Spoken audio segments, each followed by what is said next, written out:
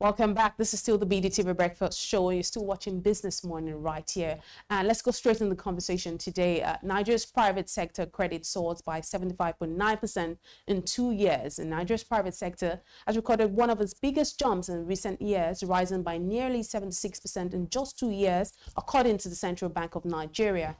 Analysts said the surge highlights growing lending confidence in the economy, but concerns remain about who truly benefits. Latest data from the Central Bank of Nigeria shows private sector credit climbed from 66.9 trillion naira in September 2023 to 117.7 trillion naira in September 2025, which is a massive 75.9% growth in 2 years. The increase reflects improved liquidity within the banking system, more aggressive lending policies, and stronger demand for business financing across major sectors. But experts warn that while the numbers look impressive, small and medium enterprises may still not be getting enough credit of the pie. The data also shows steady quarterly growth through 2025 despite tighter monetary conditions and high interest rates. Economists say sustaining this pace will depend on the central bank's ability to ease lending conditions, possibly through adjustments to the monetary policy rate and stronger enforcement of loan-to-deposit ratios among banks. For businesses, the rising credit levels offer a lifeline for expansion and job creation. But for regulators, it's a delicate balance, ensuring that credit growth remains productive and not a source of new financial risk. Nigeria's credit boom tells a story of renewed private sector activity and a banking system regaining confidence. The real test, however, is whether this surge will translate into inclusive and sustainable economic growth. Well, joining us this morning is one of my favorite in-house analysts, Mr. Mohammed Akanji. It's been a while, and it's good to have you here on the show this morning. Good morning, Elizabeth. Thank you. This one is favorite. It's my pleasure being here again. Right. This morning. Right. What are your initial thoughts? Let me first get the background on this story.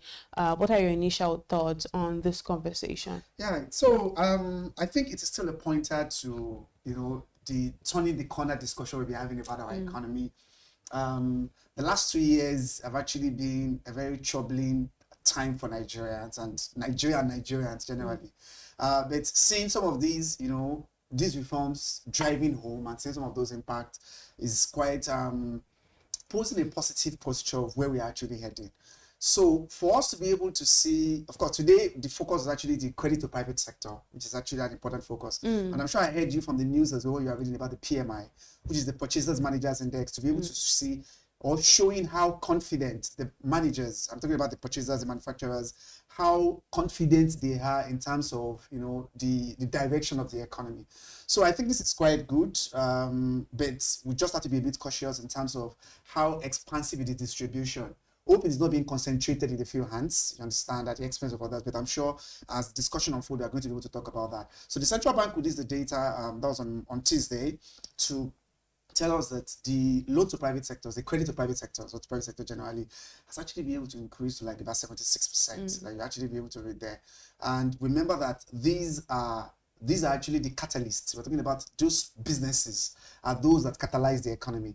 They are those that actually be able to stimulate the economy, to allow the economy to reach that level that we want it to be able to reach. So if you make loans available to them, you tend to be able to see the multiplier effect of such, of such policy. So it's a step in the right direction. But I'm sure, just like I said, by the time we're able to go on discussion, we're going to see, hope it is not being concentrated in few hands, Is it really getting down to the small businesses who are the major driver of employment, for example, as well as revenue to the government? So maybe we'll need to be able to look at that. But Central Bank telling us that is actually a very good step in the right direction. We're also seeing that the article states that credit to the private sector rose from 66.9 trillion naira in September 2023 to 117.7 trillion naira in September of 2025, which is a 75.9% increase. What do you actually see as the key drivers behind this growth? So, of course, it is not unconnected to central bank's latest policies. Most importantly, around the tightening of the monetary policy. I think that have actually been able to play a very vital role in that particular regard. So I think the central bank lately has actually been able to introduce some of these tight but a very targeted policy framework in terms of that. Then I think you also be able to mention that as well, the tightening of the policy and making it very much available, as well as the resilient demands, the resilient demands that will actually be able to have out there play a very, very key role in so just like I said, I think there are three important drivers, of this latest policy that we've seen. And the first of them, the question you asked about being the drivers is, one, the central bank's a very tight monetary policy stance, but a bit targeted. We are all very much aware of what the interest rate is, and I think you mentioned that as well as a major stumbling block. But the central bank trying to be able to put the interest rate, the monetary policy rate at that level, but at the same time channeling the funds to ensure that it is very much available to private sector players, I think play a very important role. We also see the case of resilient demands, a lot of important opportunity, business opportunity coming up for private sector players to be able to play a very important role as well in that particular space. And I think thirdly is development finance push. The central bank, together with the fiscal policy, is actually instructing banks, giving directive to banks to ensure that they provide loans to development finance initiatives, especially in the real sector. So I think these are actually the important drivers that have actually been able to increase, that funding to the private sector in the last year. So those policies that the central bank has implemented, you understand, tend to be able to make this credit very much available for, the businesses and the players in that particular private sector space. So a very tight monetary policy, but it's being targeted, just like I said, a tight policy is there, but they ensure that the central bank, in fact, directed a larger chunk of their overnight lending to be able to go towards banks now to make credit available. The loan to deposit ratio as well, which was actually reduced, in terms of saying, if you receive 100 naira as a bank, you deposit 100 naira as a bank, how much are you expected to be able to keep? You understand? To be able to give out as loans in terms of what you actually be able to put out there as deposit. So the reduction in that as well gave banks the opportunity to be able to lend a lot of money, you understand, out there to private sector players, and people are actually able to do that. And I think development financing option as well, that the central bank see as a way of driving growth. We're talking about initiative that will be able to drive growth and not just be able to lock down money somewhere. I think I've actually some of those important drivers that have actually been able to make us reach the level that we have. Right, but you think that it's actually sustainable, given the context of Nigeria's current macroeconomic regulatory environment? Is it sustainable? So at the interest rate that we had, 27%, yes, it's still huge. The rates we're talking about by the time they pay back. We're talking about paying back may be a bit difficult because of the level of interest rate, but the central bank has told us consistently that the reason for the double-digit monetary policy rate that we have is as a result of, the inflationary level. And now that we are getting a hang, right, we're actually getting a hold of the inflation, and we're having consecutive months of deceleration in inflation. So I expect that by the time inflation eases, foreign exchange that is stabilizing as well, and then some of those bank safeguards, you understand, bank risk premium too, they also hold. I think that it can actually be sustainable, although there will be level of vulnerability if some of those macroeconomic shock persist, which we already know. So if we can be able to get a hold of inflation, the interest rate reduces, foreign exchange stabilizes, you understand, and then there is actually a lot of money pumping up a lot of money in the system, in terms of expenditure. We're talking about private sector expenditure. If it increases, it tends to actually be able to provide us the opportunity to see element of sustainability in that. However, if this persists, as I said, if some of those key vulnerabilities, inflationary pressure, foreign exchange instability, if they persist, we might still be able to have element of vulnerability. But when you look at central bank report and what central bank has actually been doing recently, there appears to actually be some semblance of stability in the system. And once there is stability there, which is actually their core mandate, you tend to see that it's going to feed into sustainable practices, sustainable policy when it comes to this particular regard. So I think something that we actually be able to expect. And the central bank to understand the fact that credit to private sector or private sector credit, as the case may be, in fact, it's a global benchmark, you understand, to be able to see how resilient the bank's balance sheet is, as well as, more importantly, how it tends to be able to it give us, you know, a good panoramic view of the contribution of these banks, the private sector itself, to the national economy. So I think we should expect some level of stability, some level of sustainability, sorry, if the macro stability that we are witnessing at the moment, if it persists, definitely. But if we could not be able to get the hang of it, and some of those vulnerable, some of those macro shocks, you know, that we witnessed in 2024, I'm sure most of us, both of us here, have actually been here talking about some of those shocks, you know, exchange rate that have actually bolted at the time, inflation that was biting so hard. But luckily now, it seems things actually be able to take shape, and that tend to be able to, that should feed into sustaining such policy and such practice. Right, and let's talk about some of the sectoral and distributional effects that this might also have. The article mentions concerns about uneven distribution of credit, specifically that small businesses are not likely to benefit much. From your perspective, what measures can ensure more inclusive credit allocation? Thank you. So I think I look at the books. I look at the records when the central bank released the figures. And then you see that the distributional effect, that's what I'm talking about, is a bit slanted towards, should I say, the established businesses or the established corporations, and skewed against small businesses. 80 to 85% of businesses in Nigeria are small scale. It's just about 15 to 20% that are, you know, these large conglomerates, these big sector players, you know, that can be able to engage in big transactions. Yeah, because of the risk exposure of banks too have to be able to guard themselves about risk exposure. You don't just want to be able to throw the money down the drain. You need to be able to give it to businesses that are well established, that at least you can actually be able to trace the channel. Also, but it's also important that we expand the distribution effect. I'm going to talk about some of this that can be done, because if it gets down to all these small businesses, that is where we'll be able to see the impact on a larger scale. So maybe one thing there is the need for banks to be able to introduce, you know, an all-inclusive credit allocation system. Yeah, the government can need to be able to come in with credit guarantees to ensure that maybe some of these businesses can actually be given that support, you understand, such that the bank exposure itself will be minimized.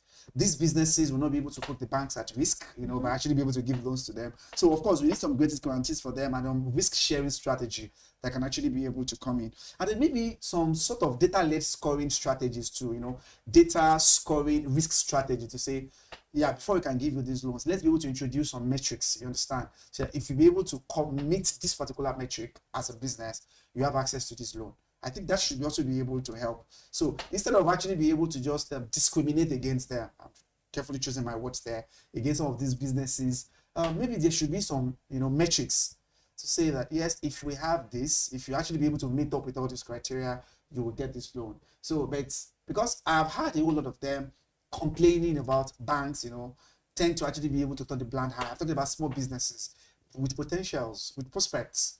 But because of saying, oh, do you have 5 years cash flow? Let us be able to see your books in the last 5 years. We're talking about business that is just coming up in a year or two that needed to scale, for example, and needed to actually be able to make that important contribution. So if you look at that 76% or 75.9%, as we say it, 5% of credit to the private sector, it tends to skew against small businesses. And as I said, they are very important in job creation. They are very important in contribution to the economy. So I think the central bank is trying to be able to encourage the banks, stimulate them to ensure that they also be able to focus by actually looking at all these businesses. So I think that is one of the major downside of that 75.9% you're saying. But as I said, we will not be able to blame the banks. We're talking about you need to be able to mitigate your own exposure as well. You don't just want to be able to give money out there and you could not be able to trace it. So they are there. But the small businesses, we need to actually be able to pay attention to them. Especially, so we refer to that as like an expansive distribution mechanism. I think it is very important. And then, you know, spread this to ensure it goes around rather than just be able to give it to, you know, the big businesses or the large scale conglomerates or the large scale corporates who maybe will be able to have, yes, they have significant role to play, but maybe a bit minimal when it comes to volume. When it comes to the mass market, that's what I mean by that. So these small businesses that tend to be able to plug those holes, you know, in the mass market, as the case may be. So it is important. By the time we want to get the third quarter report, at least you should be able to give us an idea as to where we are. most of the businesses now are actually being confident in the economy. So once the economy is actually going to the green, it's a good indication that, of course, the credits to them, I mean, to the private sector, will also trickle down to the small businesses. Are there any sectors that you believe have seen the greatest benefit from this credit expansion? Okay, Are we leaving any behind? Of course, to SMEs, I think we're able to mention them. I think we've actually been able to leave SMEs behind to a very reasonable extent. Yeah, banks are doing enough. I would say they have not actually been able to do anything in that regard anyway. But I still feel like SMEs, less attention is being paid to them. Then when you're able to look at, I think I agree as well at the time, the loan, because that's what I'm saying, when you look at the books, when you look at the credit to the private sector, you see that it's actually more dominated by blue chip big companies, big sectors. You will see telecom, you see oil and gas, you see insurance, for example, tend to actually be able to take the larger chunk of those credits. And very, very meager or very, very small or little amount have those actually be able to go to other sectors. So SME, for example, SME, agri actually be able to complain bitterly as well in terms of what they actually be able to have access to. And then I think manufacturing also complain about the same thing as well in terms of, getting the access. Remember, it's loans from the banks. So sometimes the banks are always a bit a bit more facing to sectors that they feel comfortable with. I think let me be able to put it that way. And that's why maybe a credit guarantee scheme will be there. A kind of a guarantee to ensure that these banks can actually be guaranteed, to ensure that they can actually be able to face some of these, of course, high risk sectors as well. We're talking about risky sectors. Risky in terms of you give the money to them, you may not be able to get it back. But when governments through central bank can be able to provide such guarantees, you understand, to say you are covered, you understand, or you are guaranteed if anything happens, maybe it will allow the banks to actually be having more focus, more posturing towards some of these sectors. So because if you look at that, just like I said, SME, more importantly, are those that are heavily affected. And SMEs could cut across, different sectors as well. But the fact that they are still small scale, and most of these nano businesses, I'm sure, of course, a woman, and especially women at home. In fact, we're talking about nano businesses, those that are selling from home. The kind of things, the contributions they are making to the economy, we call them nano businesses. They don't have shops of their own. They don't have, like a physical location where they go. But it could be like a food vendor, for example, cooking from home, or just a woman that's actually be able to make ends meet by, it can be tailoring business or things like that. And you see so many of them. But banks are not trying to be able to look at makeup artists. Makeup artists, thank you very much. You're talking about those ones that are there. The banks will be looking at how will I be able to get this money back from somebody that's supposed to trade at home. That is where the problem is like. Unlike talking about an MTN, for example, you cannot be able to compare those. So this is where the central bank, as the safeguard, as the case may be, we need to be able to come in to give guarantees to the bank to say these businesses here are important contributors to the economy, and when you give such loans to them, to some of the policies they have implemented as well, especially the loan to deposit ratio, central bank has increased that to ensure that at least banks keep little amount in their deposits and then more in terms of loans. Because that's like saying, so let me say, I take 100 now to GT Bank, for example, or to a bank. If the loan to deposit ratio is about 55%, it simply means that the 55 naira out of the amount should be kept in the bank in case you as a customer deposit it come around. Then the remaining 45 should go out to lenders out there. So the central bank is trying to do a lot in that regard to ensure that more money is actually in the system, to ensure that you're able to stimulate the economy. I think my last question will be in terms of you talked about the Central Bank of Nigeria. So in terms of the regulatory and monetary policy context itself, because the article itself suggests that future increases in private sector credit may depend on the Central Bank of Nigeria that's their job anyway, so lowering the monetary policy rates and enforcing banks' loan to deposit ratios.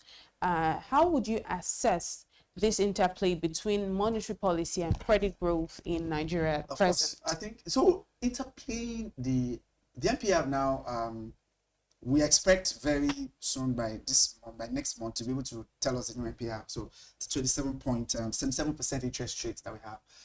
So I think there is that boundary, between maintaining that monetary policy and safeguarding the system. I think now 27% is still very high, right? We all agree with that because it simply means that for loans that the banks give out to private sector players, you are paying back at least at the minimum is 27%, right? 27.25%. And that's the minimum. Don't forget the asymmetric corridors.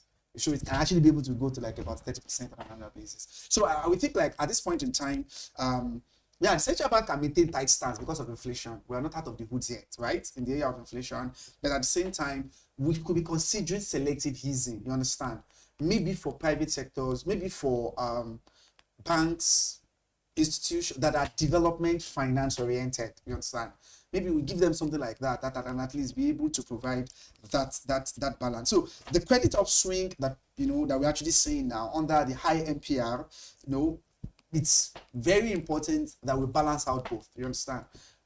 Trying to stabilize the economy, no doubt about that. But at the same time, we need to ensure we make credit available. And one way to be able to also make credit available is not only making it accessible, when you want to get the loan, is that paying back as well should be easier. You understand?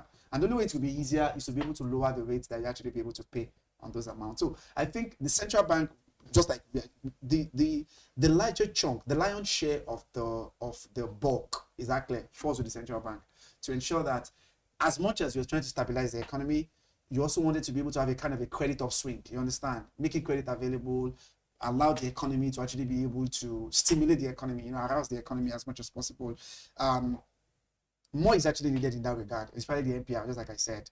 We needed to actually be able to do something about it. And with inflation going down, at least almost getting to the level of 15% we expect for this year. Remember, at the beginning of this year, when the budget was presented last year, the target was that by December, we should get to inflationary level of about 15%. And it appears that we're actually moving in that direction. So which means that the central bank should be easing off as well, on the tightening stance. I'm talking about monetary policy, the way they tighten it. Maybe they should actually be loosening up a little bit, you understand? And by loosening up a little bit, it allows the credit to actually be able to flow out there. Just like I said, credit availability is from loan to deposit ratio. The problem with the NPR is when they are repaying the money back. So to avoid default, you understand now, if the interest rate is very high, you tend to be able to discourage lenders from paying the money. So, and that is what the NPR would tend to be able to do. So if you don't hold it well, if you don't be able to control it, it will make it cumbersome, for lenders to actually be able to pay back the loans that they are. So what do you anticipate for the next 12-24 months in terms of this credit growth and interest rates? I think it is definitely going to actually be able, because this is, by now, in fact, our credit growth is one of the highest performing in Africa. Why we'll actually be able to look at that relative to other sub-Saharan African countries. So I think we expect some level of continuity in this regard, this upswing, I'm talking about credit upswing to actually be able to continue. But just like I cannot be able to overemphasize, is that monetary policy rate has a very critical role to play in this, in ensuring that there is sustainability. I think the question you asked earlier, in allowing this credit system to continue.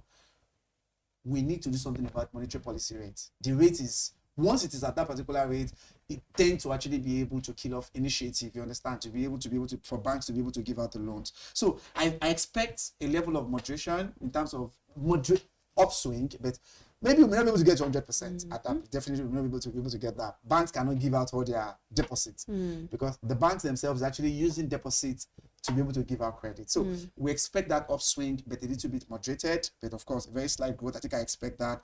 And then interest rates, we expect gradual easing from now. Central bank need to be able to do that. And banks now, which is what the central bank of North will be able to release to them, was that there should be sectoral lending patterns, focus on sectors.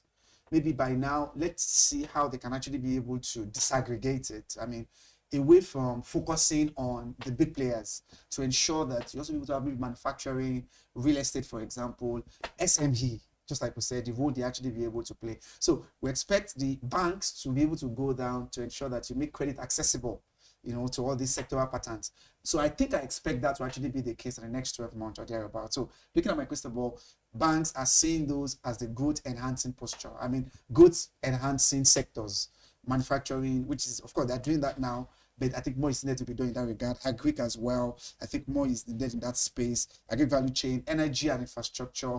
We expect more loans, more credits to actually be able to go to those particular space. So I think these are some of those things I expect. The outlook of the space to actually be like the next 12 to 24 months, as you asked. All right, thank you so much. This is still the Business Morning right here on the BDTV Breakfast Show. We'll take a quick break and be right back.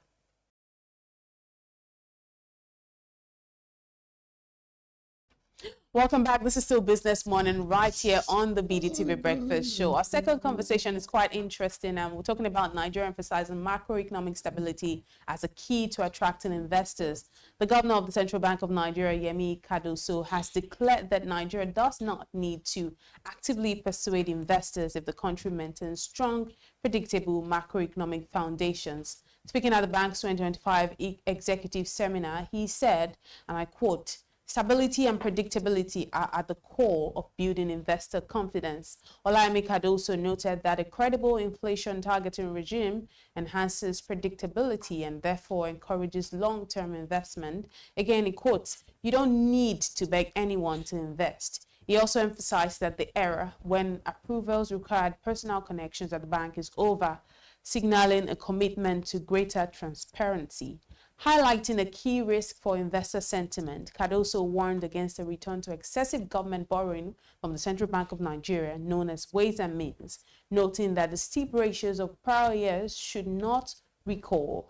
He goes on to say that we must protect the stability achieved over the past 2.5 years. In parallel, the Minister of State for Finance, Doris Uzoka Anite, described Nigeria's economic challenges as structural rather than simply cyclical. She pointed to the joint creation of the Disinflation and Growth Acceleration Strategy, DGAS, by the Ministry of Finance and the CBN as a blueprint for repositioning the economy for greater productivity, competitiveness, and non-inflationary growth. She also emphasized reforms to reduce energy costs, simplify business registration, and improve engagement with government agencies as a key to boosting competitiveness. Well, I still have on the show with me Mohammed Akanji, who will be sharing with us and unpacking this story with us this morning. Speaking on the big picture itself, Mohammed, how important is this macroeconomic stability in determining investor confidence in a developing market like Nigeria? Yeah, thank you again for having me, and it's good to be back again for the second half. So I think, of course, it is evident stability is the key. Two things that investors always look out for is stability and predictability. And I'm sure you're an investor as well. So you wanted to see that if you put your, first thing you wanted to see, maybe as a Nigerian about consumers, you want to see that you go to the market, right? The bag of rice that you bought last month, the price actually remained reasonably the same, isn't it? Let's say, for example, you're buying for 50,000 now. What you found more discomforting, for example, is that let's say you just go there a month after you're seeing 100,000 naira. What do you think you feel? Just ask him. So investors as well tend to be able to leverage more on stability. Is that important? I mean, we think about monetary stability is macro stability, because it means that I put my money here and I'm sure that inflation is stable. The foreign exchange is actually be able to stable as well. I can actually be able to predict that in the next 6 months, this is what my money will yield. It's just like a no-brainer that's actually expected out there. So stable fundamentals, are very, very important, because they are what make you as an investor to stop second guessing what is going to happen. Because when the market is so unpredictable, that is why you can say, if I put my $1,000, for example, if I put this amount of money here, what is likely going to be able to happen to it? So it is very, very key. And that's just what we mentioned at the first half of the first segment, to ensure that the primary responsibility of the central bank, that's the core function, beyond anything, is to maintain that stability, price stability and economic stability, stabilization program. So because it is only in that realm of stability that people can plan, that people can be able to make projections to say, oh, if this economy is like this, I can say with this amount of money, this is what I can get. This is what will likely be able to happen. So it is when you have that. So investors as well will not second guess when we have this level of stability we are saying. Now, let me take you a little bit back to memory lane, please.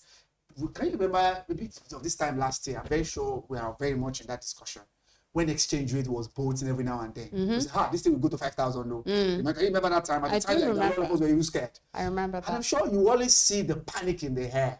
What everybody's actually feeling. What's going to happen again now?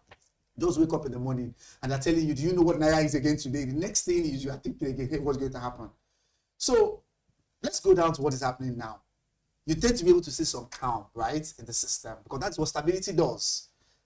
A period where there is a storm in a teacup, no one is actually sure what's going to happen. The Naira is this, inflation is was like I'm going to touch something percent. You go to the stores and things like that. So as investors, just like consumers as well, stability and predictability are important drivers, you understand, when it comes to where you want to put your money in. Because one thing that we to say is that capital is a coward.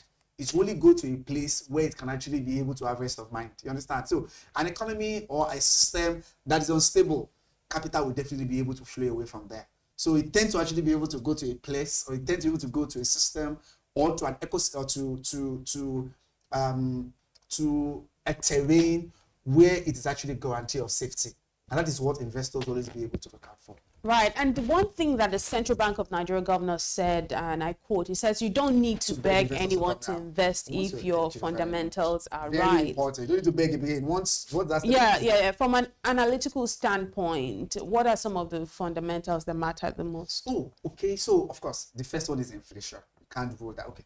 Inflation, maybe for local investors, three of them are just three key indicators or three key drivers: inflation, exchange rate, and interest rates. Those are three key macro fundamentals that are very key. Inflation, I think it is obvious.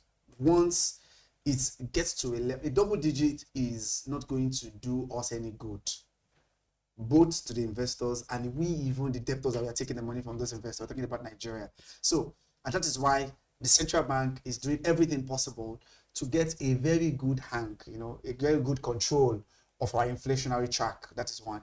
Interest rate, I think we spoke about that, because that is also very important.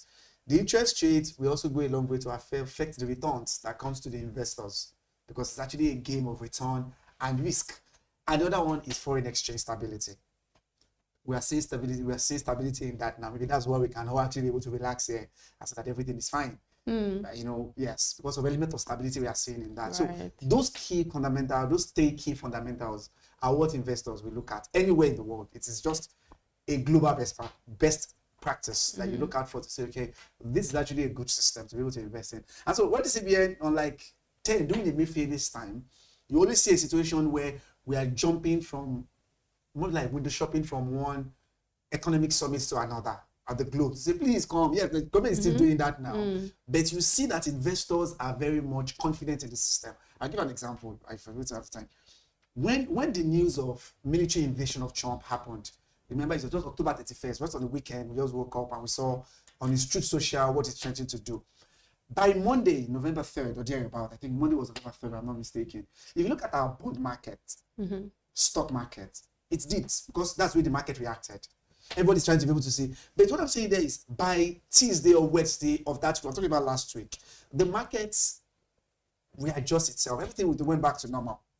That is the sign of confidence in the system. Do you understand? A thing that will be, there's always a time lag for that. Oh, this is Trump has strengthened. We don't know what's going to happen. Investors will want to rush in and take out their money because, a country that's been threatened to be bombed. But on Wednesday of that, even that Wednesday last week, the federal government, the central bank raised the Euro bond about $2.25 billion. And within 48 hours, please, it was oversubscribed. That's the confidence we're talking about, because it's a bond, the government want to borrow money, about $2.25 billion on the New York Stock Exchange. It was launched on New York and the London Stock Exchange. And within 48 hours, by Thursday last week, everything has been bought over. You've seen investors jumping on it to say, please, we want to be able to buy into this. At that point in time, I'm able to tell you, Algeria and Turkey listed years as well, and it's still on the stock exchange till today. I'm just trying to be able to see the level of confidence that the investors are having in the system. So it is, that confidence is there. So you don't need to be able to beg. You just say, oh, we needed this money to be able to maybe supplement the budget, or to be able to support one government expenditure or the other, or to be able to provide this particular policy of this particular project of the government. And you see investors bringing in the money. We're talking about the Euro bond that was done within just 48 hours. I'm sure you read that in the news as well here. So it is that confidence there. You need to be able to beg once the fundamentals, of course, which is the key question. Once your fundamentals are right. Which are interest rates, inflation, exchange rate, the investor sentiment will definitely drive to you. And remember what I said, capital is a coward, which is the money. It will only go to a place where it is guaranteed of safety. So when your safety can be guaranteed that, okay, the return will definitely come here, you see the investors tripping into the system, into the economy. And what are your thoughts on, predictability itself as being more important, in policy as against incentives when attracting investors? So predictability itself, I think, is an incentive to them. You understand? Because I'm just saying, a typical investor, I think you read that in the news now. The central bank, the federal government just got an approval from the Senate yesterday to use another 1.5 trillion in the local domestic market. We'll be able to see the announcement that will go into that effect from today. Today is Thursday, right? Yeah, that's what the debt management office said. That the announcement will come to say, oh, Nigerian government wants to be able to borrow this amount of money. Now, if you put your money there as well, and you cannot actually be able to predict what is going to be able to happen in terms of your returns, definitely no one would definitely want to be able to put their money in such a system. So I think it is important that, as I said, those two things are what they look out for: stabilization and predictability. Stability and predictability. All investors, be it domestic, be it foreign investors, look towards that exactly as a way to be able to guarantee that their investment is safe and secure. And safe and secure, that stabilization, and at the same time to ensure that they have enough returns. Business of investment is a risk return strategy, it's a risk return business. So the risk is there. But once you actually be able to put the money there into, and you take that particular risk to say, I am investing in this, you also expect the return to actually be able to commensurate with saying, oh yes, this is what I get in return. So I think the just be able to center around what the central bank said about, you don't need to be able to beg them. You understand? Once those fundamentals are right, and then the return, the objectives that will come out of them will be stabilization and predictability, which is what investors wanted to be able to see. Just like I said, both local investors as well as the foreign ones. That is what everyone wanted to be able to see. And only when they can see that, they can actually be able to stand up to thumb their chest to say, yes, this is actually an economy to actually be able to invest in. And now I think we're trying to be able to get into the JP Morgan index, because I'm sure you'll just be able to, one of the ratings that we got recently is showing that the confidence in the system is actually on an upswing lately. And so once you actually be able to get into JP Morgan bond index, for example, in fact, that be able to give you more opportunity to ensure that you're able to attract a lot of foreign investors. So it is a no-brainer to say that, because people will be asking the question, and why do we have to borrow, blah, blah, blah? Because most of all this, it is part of the usual economic structure. I don't know if I get my point there. It is still part of the usual economic structure. The 1.5 billion dollars that the central bank, 1.5 trillion that the federal government want to take, for example, was to be able to supplement part of the 2025 budget that is almost rounding up. But I think we just finished up the execution of the 2024 budget maybe last month. 2025 is still there. So both of these borrowings are needed, and the only way you can actually now guarantee your investors to give you the money is to ensure that you get the fundamentals right. Right. And what would you say is the impact, the practical impact that this could have on Nigeria's economy and our cost of living, especially with the Central Bank of Nigeria governor mentioning adopting an inflation targeted regime? Yeah. So I think it's inflation targeting we are achieving. Let me explain that first, which is the 15% we have said at the beginning when the appropriation act the bill was submitted last year. The central bank, the fiscal policy, the federal government planned that this year we should achieve an inflation target of 15%. And I think by Friday, November 15 is a weekend, right? If they don't release it on Friday, which is tomorrow, by Monday we should get the inflation figure for October. And most analysts expect that it will still be on a downward trajectory, right? The way it has been decelerating. So that's the first thing. When we get this, the inflationary targeting will allow, one, cost of living, for us to be able to have a control of the cost of living crisis. I will take you back again, Liz, to last year. And I'm sure most of us here and a whole lot of people agree with us how Nigerians were complaining about the cost of living. Maybe most of the things that people use as a signpost, maybe a bag of rice, for example, to say, every month everybody will keep questioning, do you know how much a bag of rice costs now? Then, I'm talking about then, compared to now. And all of those things, they are not unconnected to the unpredictable macro environment, the macroeconomic shocks that we all have there, that nobody knows what is going to be able to happen. So once you have element of stability and predictability as we have now, you tend to see that the economy will actually be on a steady state. That's what maybe economists call it, on a steady state, maybe the part that you expect it to be. not on a wavelength, on a zigzag basis, that it's just going up and down, just jack up today, the next day comes down again, jack up again and comes down. So you tend to see it, maintaining that level of stability, which is what I think you should be able to boil down to, as you'll be able to read in your intro, about maintaining that stabilization, macro stabilization. And what kind of stabilization is talking about? Inflation rate stability, interest rate is actually moderated, exchange rate stabilizes as well. Once you get all those, and then at least money supply is a bit moderated in terms of what goes into the economy, you tend to see that all these things will feed into the cost of living. Yes, as I said at the beginning, we are not out of the hoods yet in terms of cost of living. But when you look at it, there has to be a semblance of sanity, or a semblance of saying that, yes, we've been able to have a little bit of a control, you understand, over what the cost of living crisis is all about at the moment. I think we've been able to get that.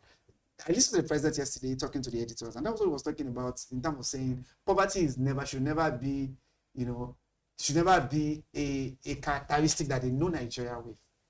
In terms of, and one way to actually be able to get that is for both the fiscal and monetary policy to work together, a mix of both, to ensure that we actually be able to control those narratives. One way to be able to combat poverty is to deal with the cost of living crisis, where people actually be able to have access to basic necessities of life, food, shelter, clothing, and then opportunities. Very important. So I think it is very key that inflation targeting that we've achieved, by the time the budget of 2026, maybe we're likely going to see that by December or thereabouts, when we get the hang of 2025. I'm sure that by then our target will be, how can we take inflation down to single digits? Right. My final question for you this morning will be, talking about fiscal discipline and coordination in itself. Olayemi Kaduso, the Central Bank of Nigeria governor, has warned against excessive ways and means and borrowing. Why is this a red flag for both domestic and foreign investors? It is okay. The highlights, okay, also I say the low points, of the Buhari's administration, or the Emefiele's regime. I'm talking about the ex-CBN governor. Was this ways and means? I think it's a big bone that is dangling and hanging around their neck.